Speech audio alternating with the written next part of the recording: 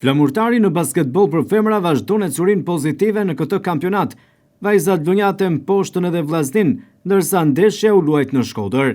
Krejt Takimi ka përfunduar me rezultatin 76-98, duke dhënë Flamurtarit fitoren e radhës në kampionatin kombëtar të basketbollit për femra.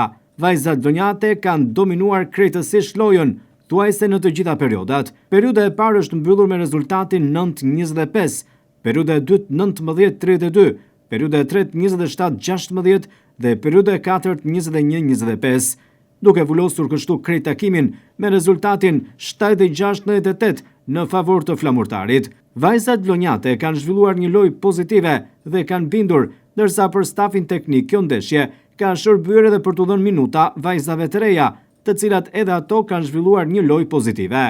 Vajzat Vlonjate në basketbol për femra vazhdojnë kështu rrugëtimin drejt titullit kampion, ku edhe pse jemi ende shpejt deri në përfundim të sezonit, skuadra po paraqitet pozitivisht duke kryesuar në tabelën e klasifikimit.